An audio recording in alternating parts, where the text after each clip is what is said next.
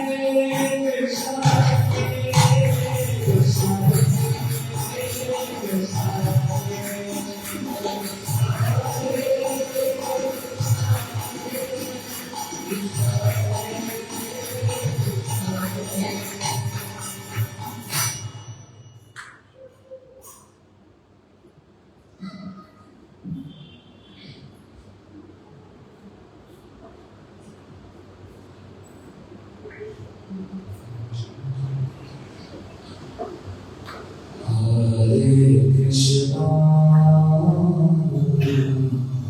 Hare Krishna,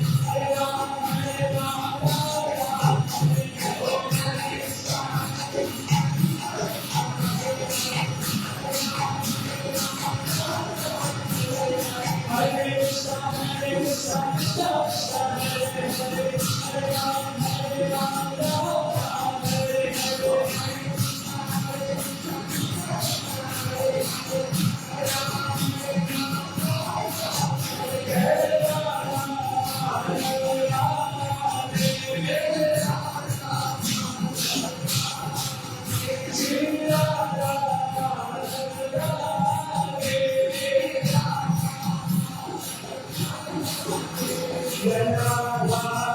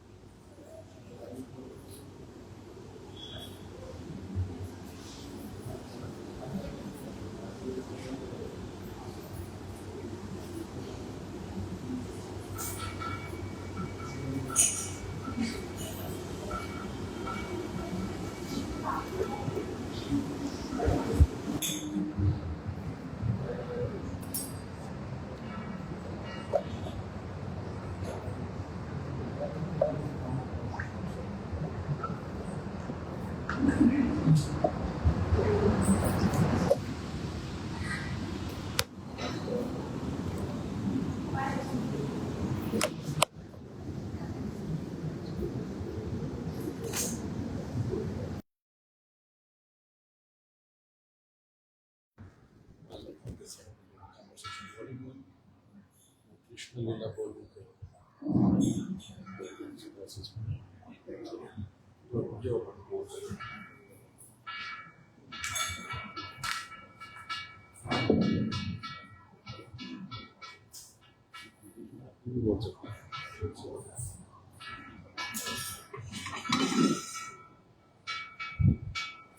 ओम अज्ञानतिमिरान्धस्य ज्ञानञ्जनशलाकया चक्षुरुन्मिलितं येन तस्मै श्रीगुरुवे नमः। गुरुवे गौरचन्द्राय राधिकायस्तदालये कृष्णाय कृष्णभक्ताय तद्भक्ताय नमो नमः। वाञ्छाकल्पतरुभ्यश्च कृपासिन्धुभ्य एव च पतितानां पावनेभ्यो वैष्णवेभ्यो नमो नमः। नित्यानन्दनमस्तुभ्यं प्रेमानन्दप्रदायिने कलौ कल्मषनाशाय श्रीजानवापतये नमः। नमो महावदन्याय कृष्णप्रेमप्रदायते कृष्णाय कृष्णचैतन्य नामिने गौरद्विषे नमः। हे कृष्ण करुणा सिन्धु दीनबन्धु जगत्पते गोपेश गोपिकाकान्त राधाकान्त नमोऽस्तुते। तप्त कांचन गौरांगी राधे वृंदावनेश्वरी वृषभानु सुते देवी प्रणमामि हरिप्रिये। वृन्दायै तुलसीदेव्यायै प्रियायै केशवस्य च कृष्णभक्तिप्रदे देवी सत्यवत्यै नमो नमः। जय श्री कृष्ण चैतन्य प्रभु नित्यानंद श्री अद्वैत गदाधर शिवासादि गौर भक्त वृंद। बोलो हरे कृष्णा कृष्णा कृष्णा हरे हरे हरे राम राम राम हरे हरे। यं प्रव्रजन्तमनुपेतमपेतकृत्यं द्वैपायनो विरहकातर आजुहाव पुत्रेति तन्मे तया तरवोऽभिनेदुस्तं सर्वभूतहृदयं मुनिमानतोऽस्मि। हरे कृष्णा।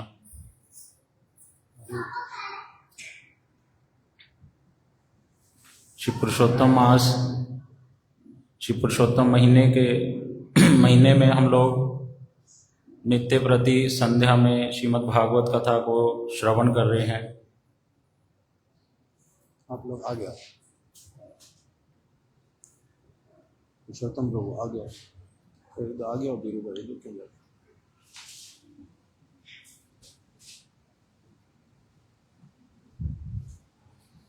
भागवत ग्रंथ अर्थात जिसमें भगवान और भगवान के भक्तों की लीलाओं का वर्णन श्रील वेद व्यास जी ने किया।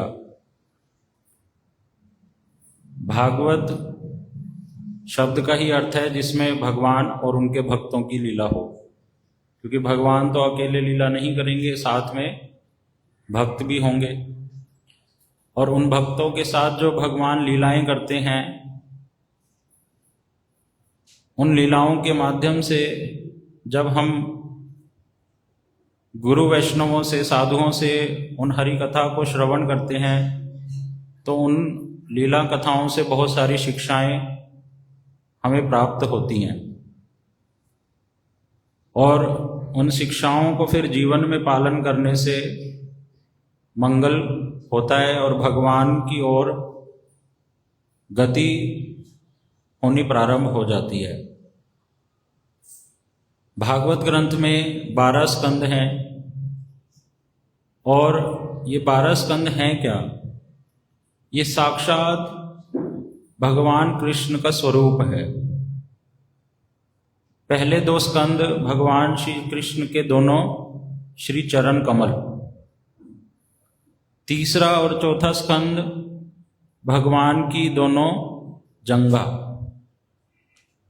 पंचम 5वां जो स्कंद है भगवान का नाभि कमल, और षष्ठ स्कंद 6ठा जो है भगवान का वक्ष स्थल, 7वां और 8वां भगवान की दोनों भुजाएं, 9वां स्कंद है भगवान की ग्रीवा गर्दन, और 10वां स्कंद जिसमें विशेषकर भगवान कृष्ण की वृंदावन की मधुर मधुर लीलाएं और द्वारिका की भी लीलाएं हैं, तो वो है भगवान का मंद मंद मुस्कुराता हुआ मुखार वृंद। 11वां स्कंद, एकादश स्कंद भगवान का ललाट, और 12वां स्कंद भगवान का सिर, मोर मुकुट जहां पे धारण करते हैं। तो इस प्रकार से ये जो भागवत ग्रंथ हैं और श्री कृष्ण हैं, इसमें कोई अंतर नहीं है। जैसे हम भगवान श्री कृष्ण के आगे जब मंदिर में आते हैं, राधा कृष्ण के निकट आकर उनको प्रणाम करते हैं, उनकी आराधना करते हैं, स्तुति गाते हैं, उसी प्रकार से भागवत ग्रंथ के साथ भागवत ग्रंथ की आराधना की जाती है, उसकी पूजा करी जाती है, उसको भोग लगाया जाता है, उनकी स्तुति करी जाती है, क्योंकि भागवत और श्री कृष्ण में कोई भेद नहीं। जब भगवान द्वापर युग के अंत में अपनी लीलाओं को कर कर इस धाम से, इस धरती से अपने धाम में वापस लौट गए थे अपने भक्तों के साथ, तो पीछे से ये सूर्य रूपी भागवत को हम जैसे जीवों के लिए रख कर गए। इस भागवत की तुलना बहुत भागवत में ही जगह जगह पर कभी सूर्य से करी जा रही है, सूरज, कभी दीपक से करी जा रही है, कभी छाते से करी जा रही है, ऐसे अलग अलग तुलनाएं करी जा रही हैं। क्यों? सूर्य अर्थात सूर्य उदय होने से क्या होता है? प्रकाश और ताप प्रदान प्राप्त होता है और अंधकार चला जाता है, चोर छुप जाते हैं और जो हिंसक पशु हैं वो भी दुबक जाते हैं, छुप जाते हैं। अर्थात भागवत रूपी सूर्य जब हमारे हृदय में उदित होंगे तो मेरे हृदय में जो काम, क्रोध, लोभ, मोह, मद, मात्सर्य या यूं कहो अनर्थ, जिनका कोई अर्थ नहीं है, पुराने संस्कारों, पुराने जन्म के कुसंस्कार हृदय में ऐसे बैठे हुए हैं, चिपके हुए हैं, भागवत कथा को सुनने मात्र से वो हृदय से चले जाएंगे। लेकिन ये इसका भागवत जी का गौण फल है। मुख्य तो क्या है? मुख्य है राधा और कृष्ण की प्रेममयी सेवा की भावना हृदय में आनी प्रारंभ हो जाएगी। जैसे सूर्य का मुख्य फल क्या है? प्रकाश प्रदान करना। दीपक से भी करी गई, कि जैसे दीपक प्रज्वलित करने से अंधकार दूर हो जाता है, उसी प्रकार से भागवत दीपक के समान है। और छत्र छाते से भी करी गई कि जब वर्षा होती है, इस संसार को बोला दुख आल्यम, दुखों का घर। इस संसार का नाम ही क्या है? भगवत गीता में भगवान कह रहे हैं दुखाल्यम अशाश्वतम, ये दुखों का घर है। और अशाश्वत अर्थात यहाँ पर जितनी भी वस्तुएं मैं देख रहा हूं वो टेम्परेरी हैं, परमानेंट कुछ नहीं है। तो जैसे एक व्यक्ति बाहर वर्षा हो रही हो और उसके पास अगर छाता ना हो तो वो पूरा भीग जाएगा, और दूसरे व्यक्ति के पास अगर छाता हो और वो वर्षा, उसको किसी काम से जरूरी जाना है, वर्षा चल रही है जोर से, तो वो ऐसा नहीं है कि भीगने से बच जाएगा, लेकिन मैक्सिमम उसकी प्रोटेक्शन हो जाएगी। कुछ थोड़े पैर गीले हो जाएंगे, हाथ पैर थोड़े से गीले हो जाएंगे, लेकिन मैक्सिमम वो बच जाएगा, उसकी प्रोटेक्शन हो जाएगी। उसी प्रकार से जो भागवत कथाओं को ठीक से सुनते हैं, ठीक से कहते हैं, ये भागवत कथा छाता का काम करती है, क्योंकि हमारे ऊपर वर्षा हो रही है दुखों की। नित्य प्रति मैं दुखों के घर में हूं तो दुख आएगा ही आएगा जीवन में, मैं चाहे कितना प्रयास कर लूं अलग अलग एक्टिविटीज को करने, सांसारिक एक्टिविटीज को, लेकिन भगवान से संबंधित क्रियाओं को करने से, भागवत कथा सुनने से, भगवान का नाम जप करने से, एकादशी का व्रत करने से, भगवान के मंदिर में आकर उनको प्रणाम करने से, परिक्रमा करने से, उनका प्रसाद ग्रहण करने से क्या होता है? मेरी वो जो दुख आ रहे हैं उससे मेरे को वो ज्यादा विचलित होऊंगा नहीं मैं, मेरा मन पक्का होने लगेगा, भगवान की ओर लगने लगेगा, और वो दुख आएंगे। जैसे वो वर्षा तो दोनों के लिए हो रही है, लेकिन मैंने कौन सा छाता खोल लिया है? भागवत रूपी छाता। अगर मैं भागवत को ठीक से वैष्णवों से, गुरु जी से ठीक से सुनता हूं और उसको प्रयास करता हूं पालन करने का, तो भागवत कथा में इतने सारे भक्तों की कथाएं श्री वेद व्यास जी ने लिखी, और वेद व्यास जी ही इस बात को कह रहे हैं, मैंने इससे पहले बहुत सारे ग्रंथ लिखे हैं। वेद व्यास जी कह रहे हैं मैंने इससे पहले बहुत सारी बातें लिखी, पुराणों में, उपनिषद में, वेदों में। वेद पहले लिखे हुए नहीं थे, मैंने उनको लिखा, और पहले एक ही वेद था, फिर उसके 4 विभाग कर दिए ताकि इजीली सबको समझ आ जाए। फिर वेद व्यास जी ने देखा नहीं, इन बातों को कथाओं के माध्यम से समझाएंगे तो प्रैक्टिकली इजीली सबको समझ आ जाएगा, तो पुराण लिखे, उपनिषद लिखे। क्यों? वेद व्यास जी के हृदय में क्या भावना है? पर दुखे दुखी।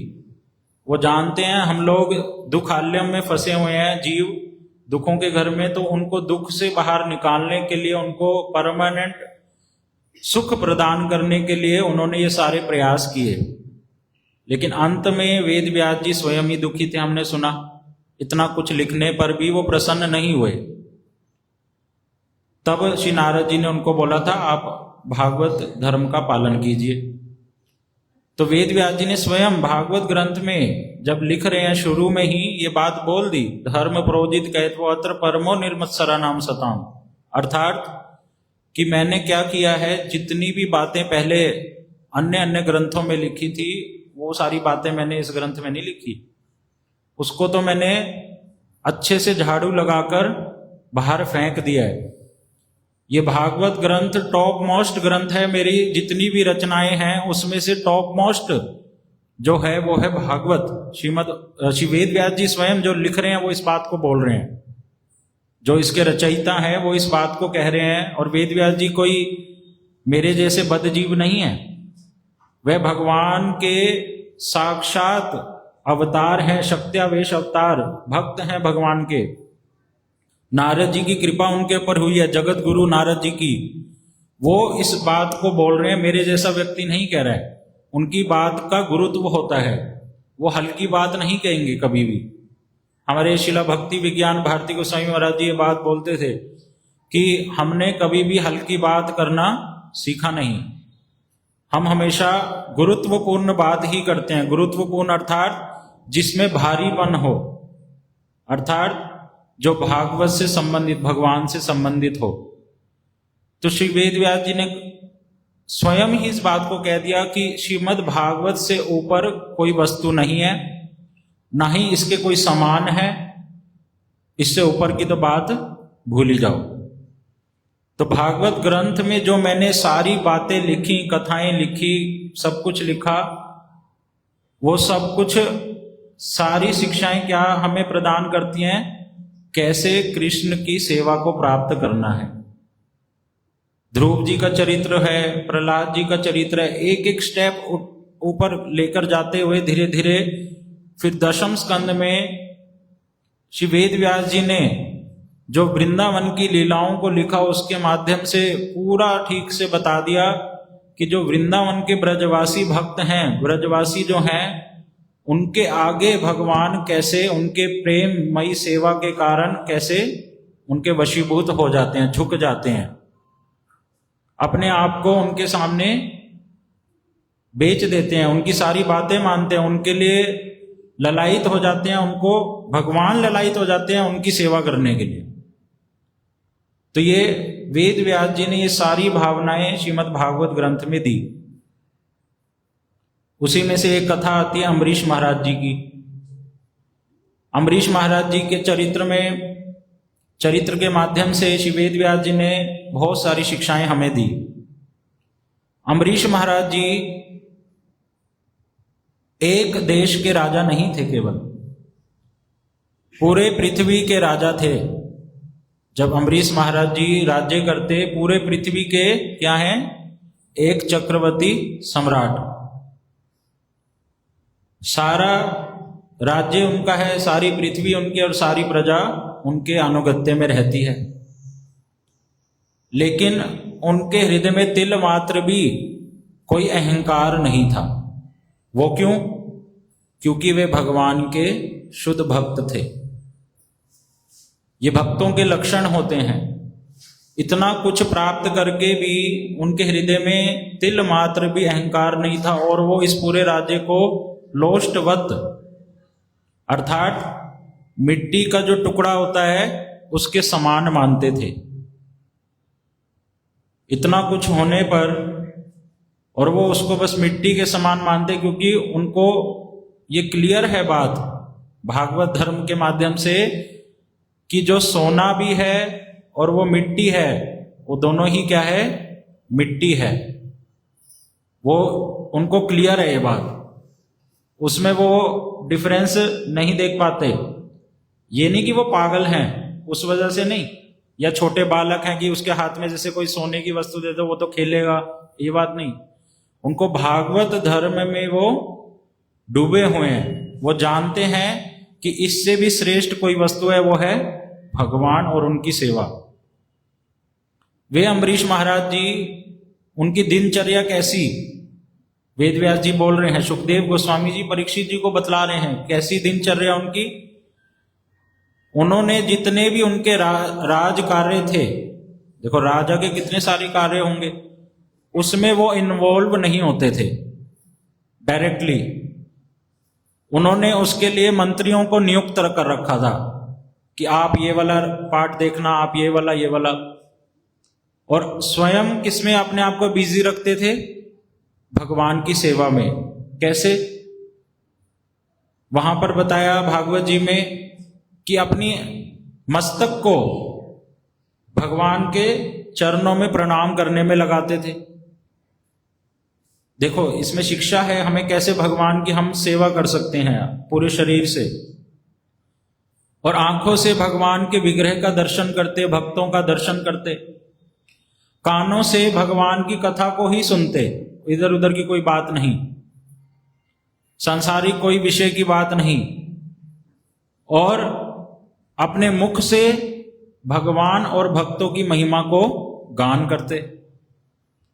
अपने हाथों को भगवान की पूजा अर्चना, उनका अभिषेक करने में, पुष्प को भगवान के चरणों में चढ़ाने के लिए, उनका श्रृंगार करने में, तुलसी अर्पण करने में अपने हाथों को लगाते। और जो ठाकुर जी के चरणों में पुष्प हैं, तुलसी जी हैं, अपने नासिका के माध्यम से उसको सूंघते।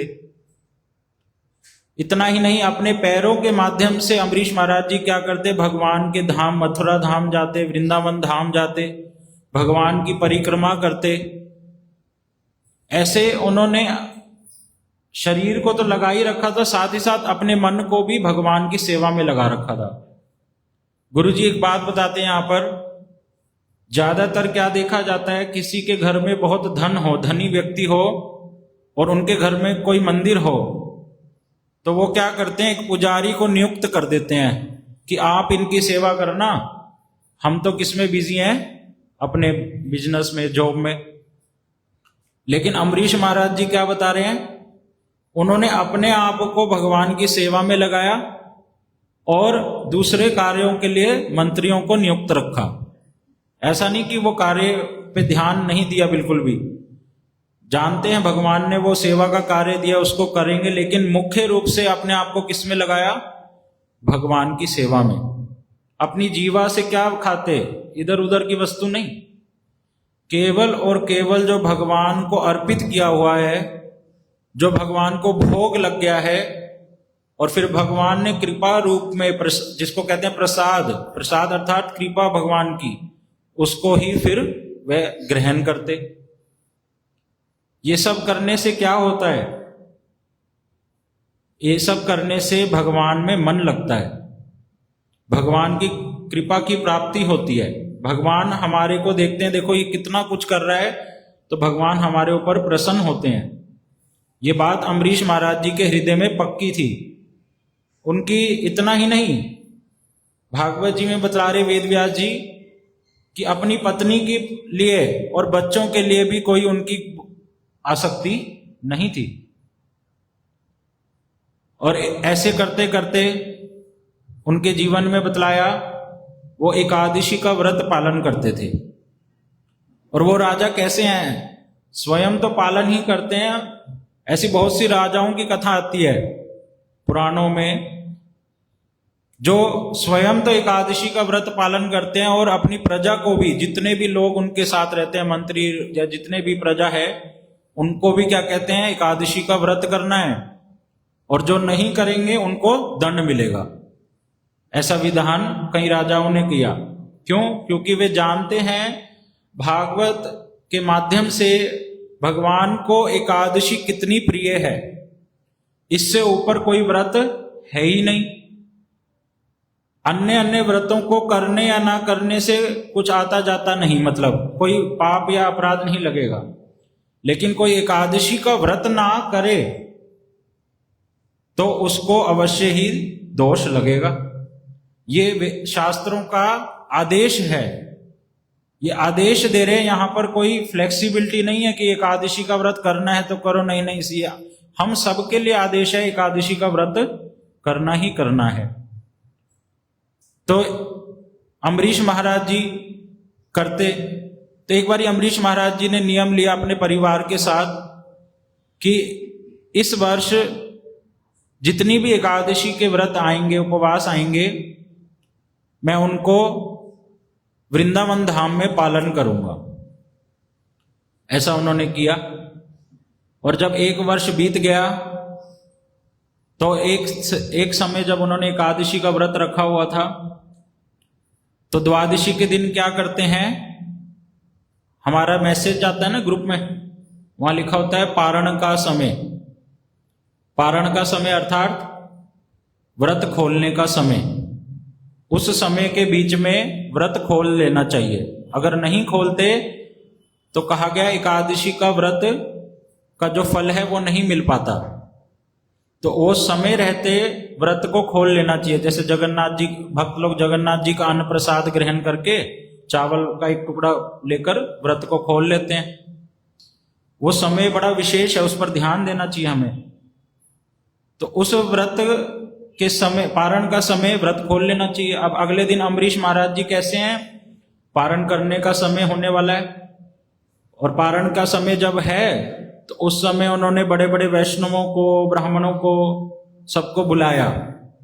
पहले तो उनको अच्छे से प्रसाद दिया, सबको सेवा करी, और फिर अब जब स्वयं देखा कि बस थोड़ा सा ही समय रह गया है वो व्रत तोड़ने का, तो स्वयं जब व्रत तोड़ने के लिए जाते हैं तो उसी समय भगवान की कृपा से दैववश बहुत बड़े ऋषि मुनि वहां पर आ जाते हैं, जिनका नाम है श्री दुर्वासा ऋषि जी।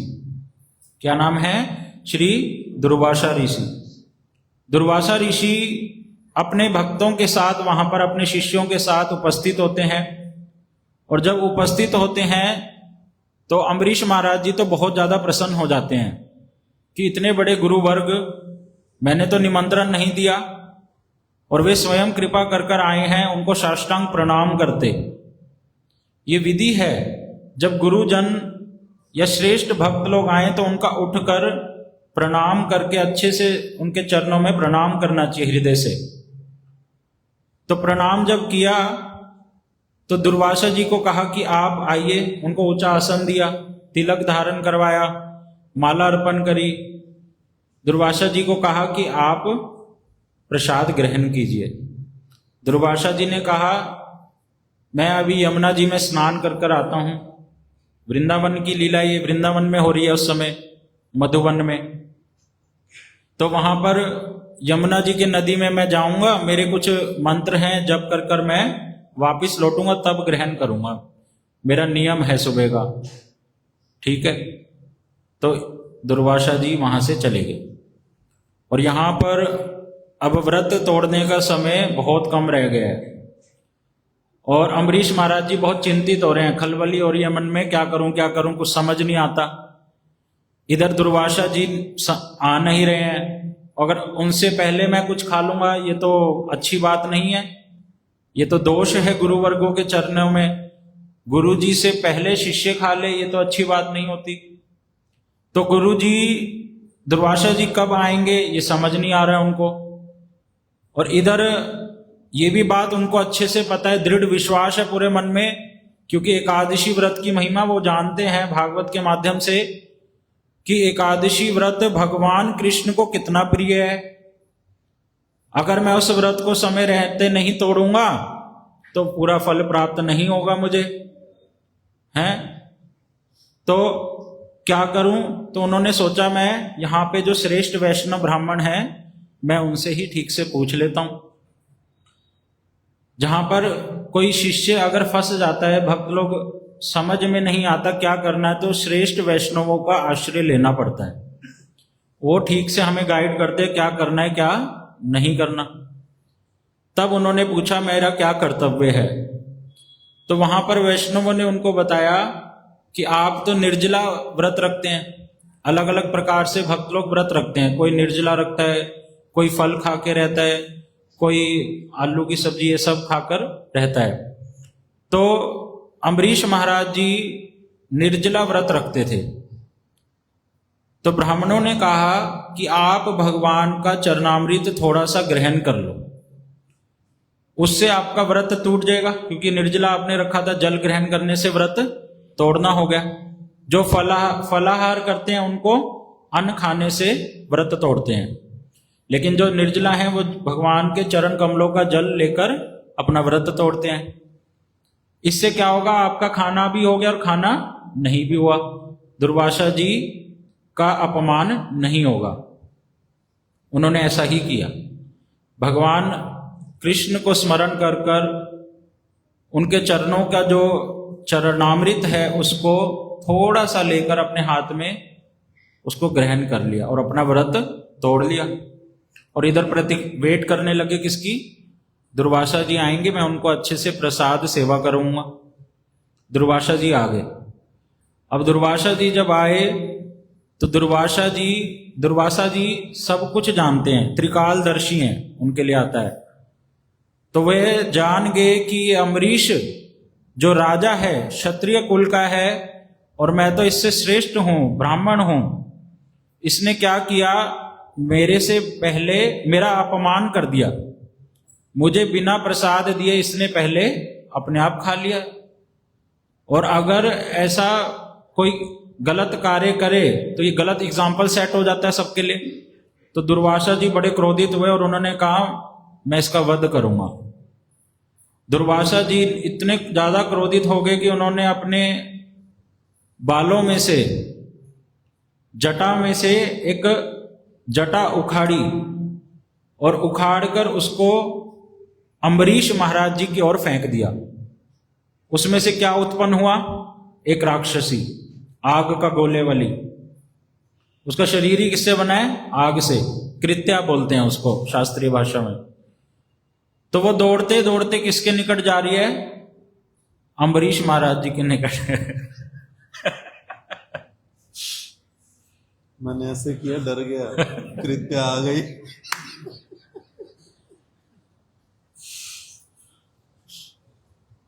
कृत्या देवी की। तो भागवत जी में वर्णन है कि भगवान का एक नियम है।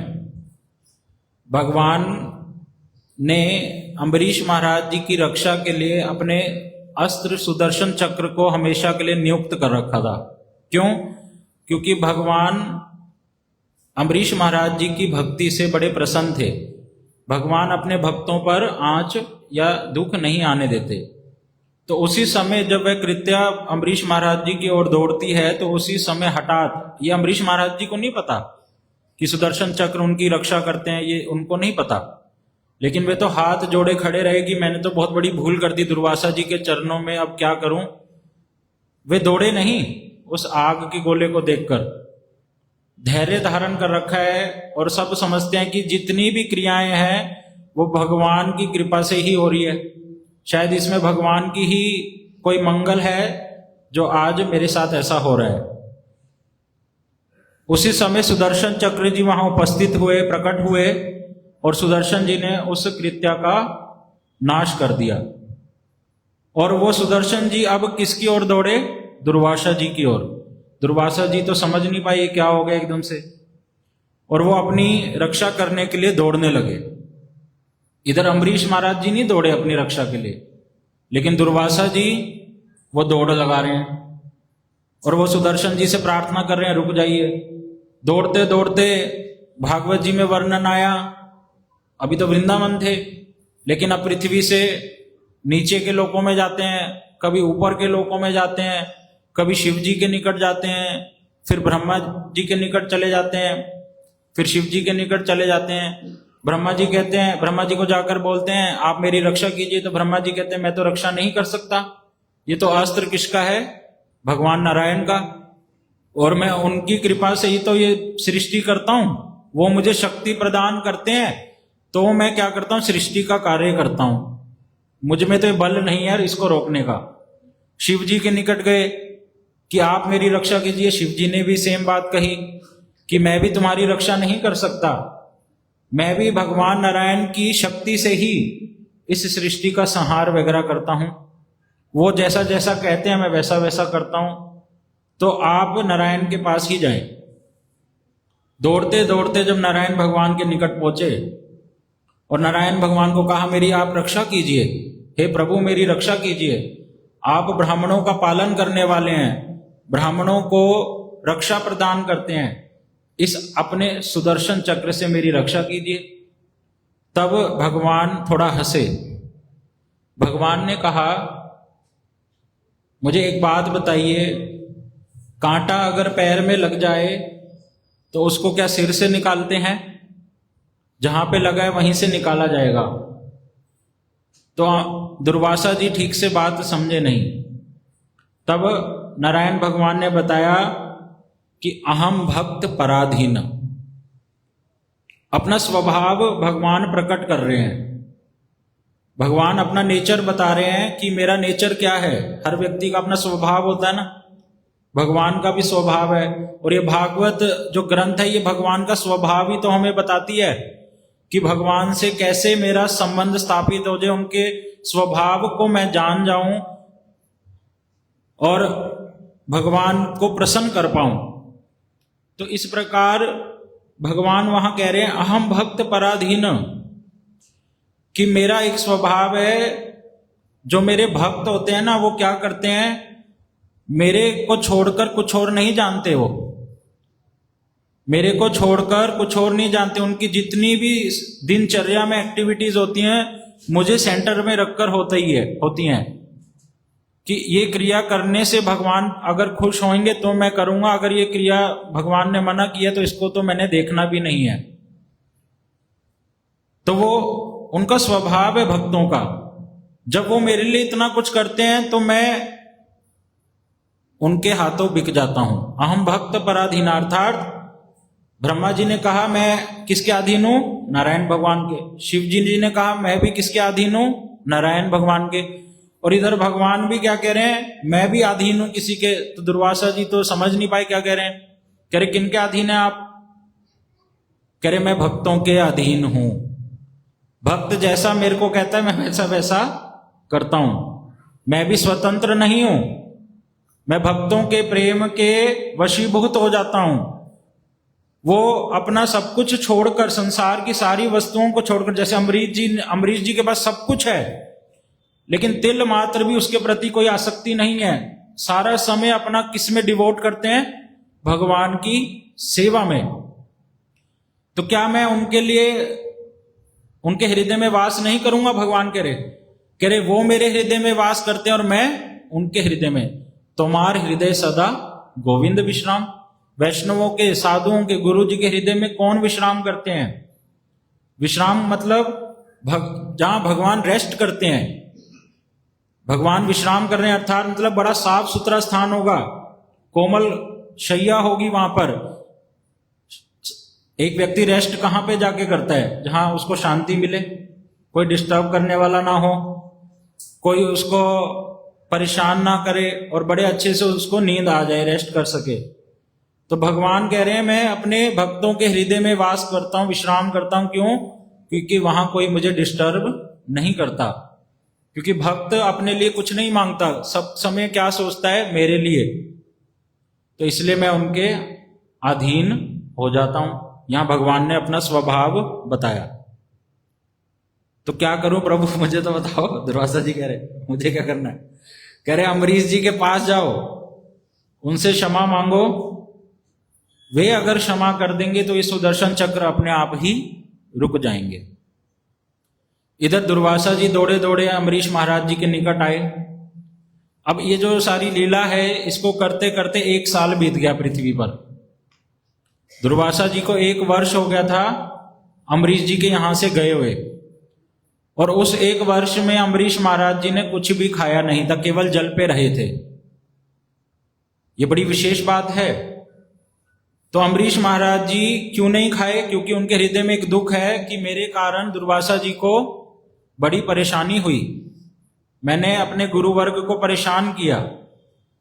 तो अपने आप को कष्ट देते हैं, कुछ खाते नहीं हैं। लेकिन जब दुर्वासा जी हठात एक दिन उनके सामने आए 1 वर्ष बाद और उनको प्रणाम कर रहे हैं साष्टांग, तो वो तो लज्जित हो गए कि दुर्वासा जी मुझे प्रणाम कर रहे हैं, ऐसा क्यों? उन्होंने फिर सुदर्शन चक्र को भी देखा कि वो रुके नहीं अभी तक। तो दुर्वासा जी प्रार्थना करने लगे कि आप कृपा कीजिए और मुझको इस सुदर्शन चक्र से बचाइए। तब अमरीश महाराज जी देखो प्रार्थना कर रहे हैं सुदर्शन चक्र से, क्योंकि भक्तों का स्वभाव क्या होता है, वो किसी को दुखी नहीं देख सकते। तो दुर्वासा जी के कष्ट को देखकर बड़े कष्ट हो रहा है उनको अमरीश जी, और क्या कह रहे हैं सुदर्शन जी से कि आप प्लीज रुक जाइए। अगर मैंने भगवान की कोई भी सेवा करी हो, पहले तो सुदर्शन जी की प्रार्थना करी कि आप कितने सुंदर हैं और आप में सहस्त्र अर्क हैं, मतलब सुदर्शन चक्र के अर्क को क्या बोलेंगे? अर्क वो नेमी कौन है? Edges, edges. आपके सहस्त्र अर्क हैं और आप भगवान के सुंदर नेत्र हैं। ऐसे पहले तो सुदर्शन जी को रिझा रहे हैं, लेकिन सुदर्शन जी रुकते नहीं। तब जाकर अमरीश जी ने एक बात कही कि अगर मेरी भगवान के चरणों में तिल मात्र भी भक्ति है तो आप रुक जाइए। सुदर्शन जी ने कहा, आपने कहा तिल मात्र? आपकी तो बड़ी श्रेष्ठ भक्ति है, शुद्ध भक्ति है प्रभु के चरणों में। उसी समय सुदर्शन जी रुक गए और दुर्वासा जी का कष्ट से निवारण हो गया।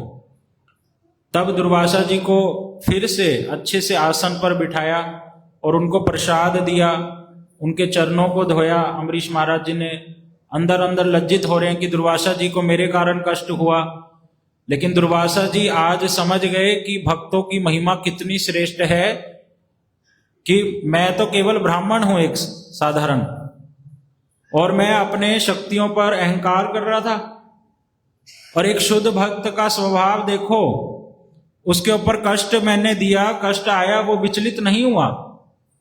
क्योंकि भक्त के हृदय में क्या चलता है कि जो भी मेरे जीवन में क्रिया हो रही है वो भगवान की कृपा से ही हो रही है, भगवान का मंगल दिखता है, वो शुभदा कि सारी क्रिया क्या हो रही है, शुभ कार्य ही हो रहा है। तो इस प्रकार जब अम्बरीश महाराज जी की कृपा उनकी शुद्ध भक्ति को देखकर दुर्वासा जी को समझ आया कि शुद्ध भक्त कितने श्रेष्ठ होते हैं, और उनकी सेवा को देखकर भगवान भी उनके अधीन हो जाते हैं, मैं तो कुछ भी नहीं हूं। तब दुर्वासा जी अम्बरीश महाराज जी से बात कर कर फिर अपने धाम को लौट गए। तो इस प्रकार इस कथा से शुद्ध भक्तों की महिमा का पता चलता है, और विशेषकर एकादशी व्रत कितना जरूरी है कि अम्बरीश महाराज जी ने उसको ऊपर रखा, क्योंकि ये व्रत का संबंध किससे, आत्मा से, शरीर या मन से नहीं है। इस व्रत का डायरेक्ट संबंध है हमारी आत्मा से, क्योंकि इससे कौन प्रसन्न होते हैं, स्वयं भगवान। उन्होंने ही ये व्रत को पालन करने के लिए हमारे को बताया। तो इसलिए ये अम्बरीश महाराज जी की कथा बड़ी विशेष है। इसको वेद व्यास जी ने श्रीमद् भागवतम में वर्णन किया। आज हमने उस कथा को श्रवण किया। हरे कृष्ण।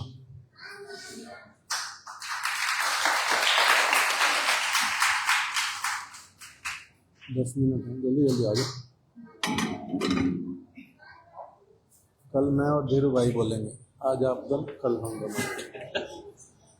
ठीक है धीरू भाई, कल क्या रहना, कौन सा कथा बोलोगे, जो आपकी इच्छा है अभी बता देना बस।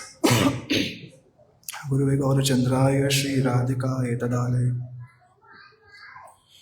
कृष्णाय कृष्ण भक्ताय तद्भक्ताय नमो नमः। हम लोग अभी श्री अम्बरीश जी के चरित्र का श्रवण कर रहे थे। कुछ एक बातें जो इस चरित्र में चिन्हित करने की हैं, अंडरलाइन करने की हैं, वो यह कि जब श्री अम्बरीश जी के सामने कृत्या राक्षसी आई तो श्रीमद सुखदेव जी ने एक श्लोक में बात कही कि ना चचाल पद नृप। क्या अर्थ है इसका? हाथ में त्रिशूल लेकर के अम्बरीश जी की ओर आ रही है, और अम्बरीश जी किंचित मात्र भी भयभीत नहीं हुए, डरे नहीं। जो नृप के, राजा के जो चरण हैं, ना चचाल, चचाल माने एक क्षण के लिए भी पीछे वो हटे नहीं। क्यों नहीं हटे? क्योंकि वो जानते थे अगर कृष्ण मेरी रक्षा करना चाहेंगे तो मैं जीवित रहूंगा, और कृष्ण नहीं रक्षा करना चाहेंगे तो सारा विश्व ब्रह्मांड भी अगर मेरे साथ खड़ा हो जाए तो कोई मुझको बचा नहीं सकता। तो हम जो सुनते हैं कि राखे कृष्ण मारे कौन, और मारे कृष्ण राखे कौन, इस सिद्धांत में श्री अम्बरीश जी पूर्ण रूप से प्रतिष्ठित थे। हाँ, साक्षात मृत्यु उनके सामने खड़ी है, कोई सामान्य राक्षसी नहीं थी। उसका तेज ऐसा था कि पूरे के पूरे ब्रह्मांड को नष्ट कर देगी, और उसकी नेत्रों के समक्ष भी देखते हुए ना तो उन्होंने एक कदम पीछे रखा, ना तो पश्चातपद हुए, और ना ही उन्होंने भगवान से अपनी रक्षा की कामना करी कि प्रभु मेरी आप रक्षा करिए, क्योंकि जानते हैं कि मैं जिनका आराधन कर रहा हूं, अगर वो मेरे को जीवित रखना चाहते हैं, जिस भी स्थिति में रखना चाहते हैं, उसको मैं स्वीकारूंगा। तो इस आत्म तत्व में अम्बरीश जी पूर्ण रूप से प्रतिष्ठित थे। न हश्यन्ति न शोष्यन्ति यद आत्म गुण आश्रय। भगवान ने गीता में भी इस बात को कहा है कि मात्र स्पर्शासु कौन्तेय शीतोष्ण सुख दुखदा आगम अपायन अनित्यता तितिक्षव भारत। हे अर्जुन, इस संसार में रहोगे तो जैसे सर्दी आती है सर्दी को सहते हो, गर्मी आती है गर्मी को सहते हो, उसी ही प्रकार से सुख दुख को भी इसी प्रकार से सहना। संसार में रह करके सुख और दुख नहीं आएंगे ऐसा संभव नहीं है, अवश्य आएंगे। और जो इन सुख दुखों से प्रभावित नहीं होता, यम ही ना विधंति एते पुरुष ऋषभः सम सुख दुखम धीरम स्वमृतत्वाय कल्पते। जो व्यक्ति इन सुख दुखों से प्रभावित नहीं होता वो मेरे परम पद को प्राप्त कर लेता है। सो अम्बरीश जी इस सिद्धांत में पूर्ण रूप से प्रतिष्ठित थे कि अगर कृत्या के हाथों मेरी मृत्यु लिखी हुई है तो इसको कोई नहीं टाल सकता। अगर इस क्षण मेरे को जाना है, अगर ये क्षण मेरे जाने का पहले से निर्धारित है और भगवान ने निर्णय कर लिया है कि मैं जाऊंगा, तो पूरे के पूरे विश्व ब्रह्मांड के वैद्य डॉक्टर सब कुछ मिला करके भी रक्षा नहीं कर सकते। इस बात को प्रहलाद जी ने भी कहा। प्रहलाद जी ने भी कहा, एक बालक अपनी माता के गर्भ से जन्म लेता है, बिल्कुल नवजात है, माता भी है पिता भी है, दोनों सामने हैं, पर माता पिता के होते हुए भी नवजात शिशु को उसी क्षण शरीर छोड़ा हुआ देखा जाता है कि जन्म लिया और चला गया। एक नाविक, एक नाव हो बहुत अच्छी और नाविक जो है उसको चला रहा हो, पर नाव भी अच्छी हो, नाविक भी अच्छी हो और वायु भी अनुकूल हो, फिर भी उसको डूबते हुए देखा जाता है। एक व्यक्ति रोगी हो जाए, हॉस्पिटल में उसको लेकर के जाया जाए, सारे से अच्छे डॉक्टर भी हों, सारी की सारी दवाई भी हो, फिर भी सारी दवाई और हॉस्पिटल होते हुए भी क्या होता है, उसका शरीर छूट जाता है। क्यों? प्रहलाद जी ने इस बात को कहा, प्रभु जिसको आपने जिसको त्याग दिया है, त्याग दिया माने आपने जिसको चिन्हित कर लिया है, काल ने जिसको चिन्हित कर लिया है, वो वापस अब नहीं आ सकता है। एक तो अम्बरीश जी के जीवन का ये सिद्धांत बहुत बड़ा कि नाच चाल पद नृप। दूसरा, श्री अम्बरीश जी की महिमा भगवान अपने मुख से स्वयं गा रहे हैं। भक्त भगवान की महिमा गाए ये तो सर्वत्र विदित है। ध्रुव जी ने भागवत जी में भगवान की महिमा गाई, पर कहीं भगवान ने श्री ध्रुव जी की महिमा इस प्रकार से गाई हो ऐसा देखा नहीं जाता। अजामिल ने भी भगवान की महिमा गाई, पर कहीं भगवान ने आकर के अजामिल की महिमा गाई हो ऐसा देखा नहीं जाता। और श्री अम्बरीश जी की विशेषता क्या है कि अम्बरीश जी की महिमा अम्बरीश जी स्वयं नहीं गा रहे हैं। अम्बरीश जी ने स्वयं कहीं अपनी महिमा गाई हो ऐसा कहीं वर्णन नहीं आया, और अम्बरीश जी के इस गुणों को देख करके भगवान ने ही स्वयं अम्बरीश जी की महिमा गाई। पहला श्लोक जैसा प्रभु जी ने बताया कि अहम भक्त पराधीन, मैं भक्त के अधीन, न ही स्वतंत्र, मैं अस्वतंत्र, मैं स्वतंत्र नहीं हूं, मैं भी अधीन हूं। कैसे हूं? साधु भी ग्रस्त हृदय भक्त जन प्रिय। साधु लोग मेरे को अपने हृदय में ऐसे बांध लेते हैं जैसे एक सतपत्नी अपने पति की सेवा करके उसको पूर्ण रूप से वशीभूत कर लेती है, ऐसे ही भक्तजन अपना सर्वस्व दे करके अपना जीवन, अपनी ऊर्जा, अपनी सारी की सारी ममता को भगवान को देख करके मेरे को ऐसे बांध लेते हैं कि अगर वो मेरे को अपने हृदय से जाने के लिए भी कहें तो भी मैं नहीं जाता। सूरदास जी के जीवन की घटना है। सूरदास जी नेत्र नहीं है उनके और किसी कुएं में गिर गए। श्री कृष्ण बचाने आए। सूरदास ने पूछा, मैंने तो आपको बुलाया नहीं। तो बोले, मैं ग्वाला था, यहां से जा रहा था, मैंने देख लिया आपको। सूरदास जी का हाथ पकड़ के बाहर निकाला। सूरदास जी ने कहा कि आप और कोई नहीं हो सकते, आप कृष्ण ही हैं। बोले, मैं कृष्ण ही हूं, कैसे पता आपको? बोले, जंगल में और कौन होगा आपके अलावा? तो कृष्ण का हाथ पकड़ लिया जोर से। तो कृष्ण ने सूरदास जी से अपना हाथ छुड़ा लिया। सूरदास जी ने कहा, अब तो आप कृष्ण ही हैं पक्का, क्योंकि ऐसा कार्य आप ही कर सकते हो, अब तो आप कृष्ण ही हो। सूरदास जी ने एक बात कही कि हाथ छुड़ा के जात हो निर्बल जान के मोहे। मेरे शरीर में बल नहीं है ना इतना, हाथ तो छुड़ा लिया आपने। हाथ छुड़ा के जात हो निर्बल मान के मोहे, हृदय से जो जाओ तो सबल में मानू तो है। हाथ छुड़ा करके तो जा सकते हो, इतना बल तो है आप में, पर मेरे हृदय से जाकर के दिखाओ। यह है साधु भी ग्रस्त हृदय भक्ते भक्त जन प्रिय। साधु अपने हृदय में भगवान को धारण किए हुए, अपने हृदय रूपी सिंहासन पर श्री भगवान को बैठा करके अपने हृदय में ही उसका अर्चन करता है, अपने हृदय में ही उसकी पूर्ण रूप से आरती करता है।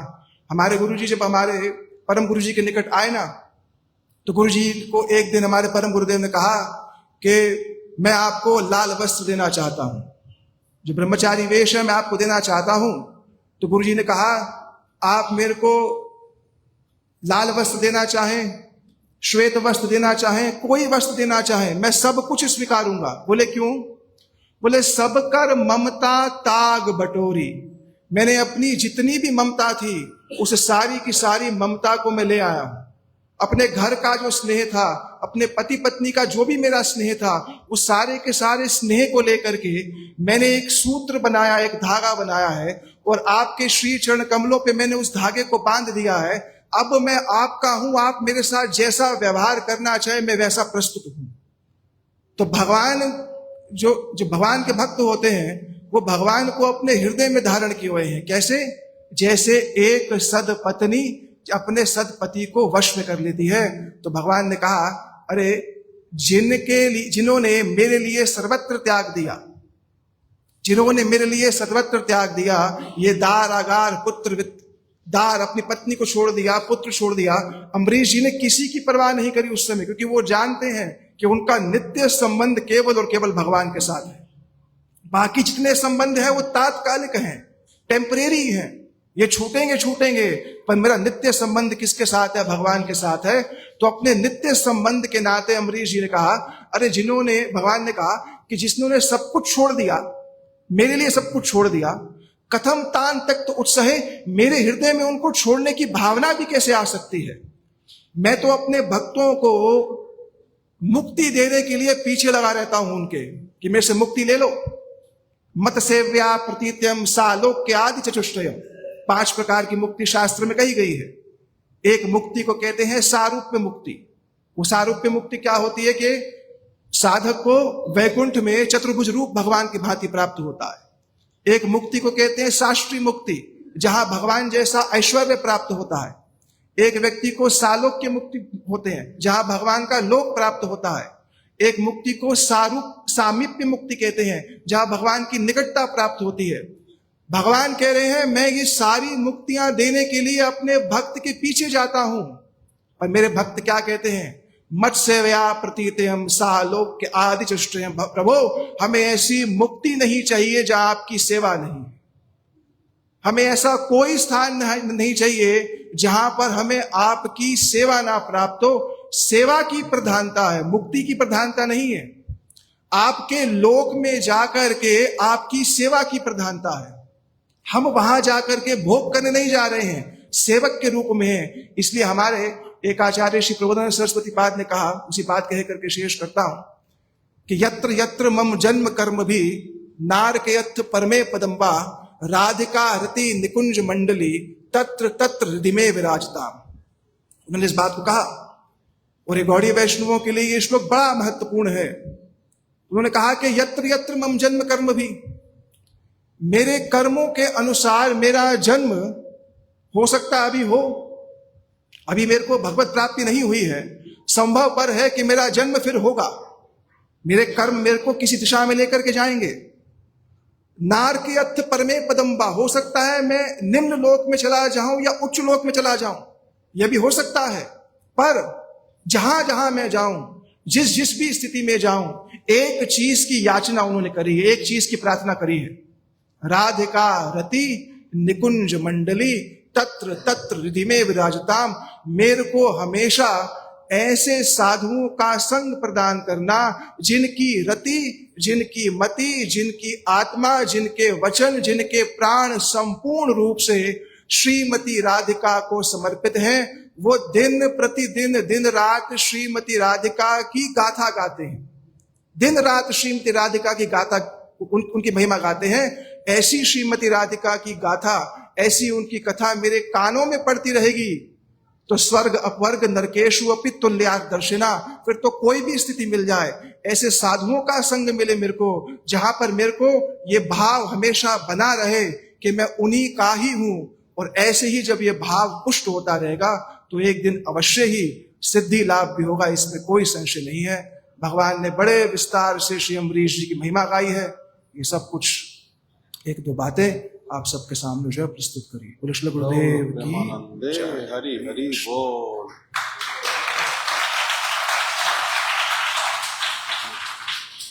चलो मुकुंद दत्त तो आ जाओ, आ जाओ, दीप दान करो, दीप ले आओ।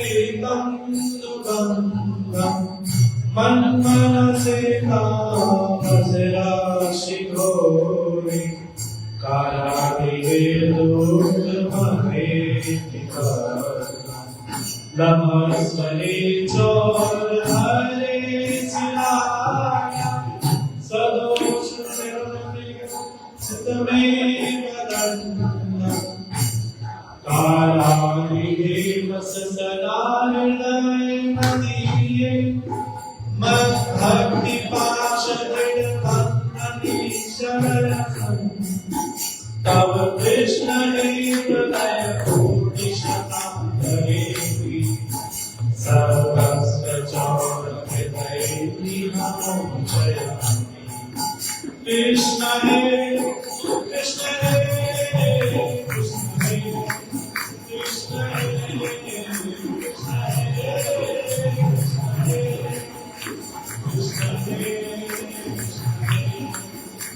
Hare Krishna Hare Krishna Krishna Krishna Hare Hare Hare Rama Hare Rama Rama Rama Hare Hare Hare Krishna Krishna Krishna Hare Hare Hare Rama Rama Rama Hare Hare Hare Krishna Krishna Krishna Hare Hare Hare Rama Hare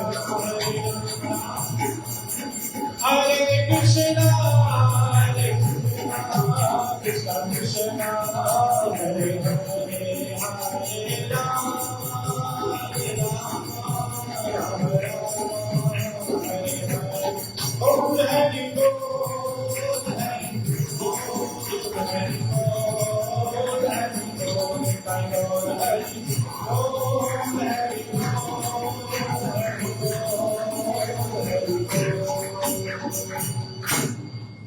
Shri Gaur Premanande Hari Hari Bol Shri Guru Shri Radha Ki Jai Shri Radha Madhav Ki Jai Shri Ratan Gaur Ki Jai Shri Radha Madhav Maharaj Ki Jai Purushottam Mas Ki Jai Pavikari Bhakti Ki Jai Shri Gaur Premanande Hari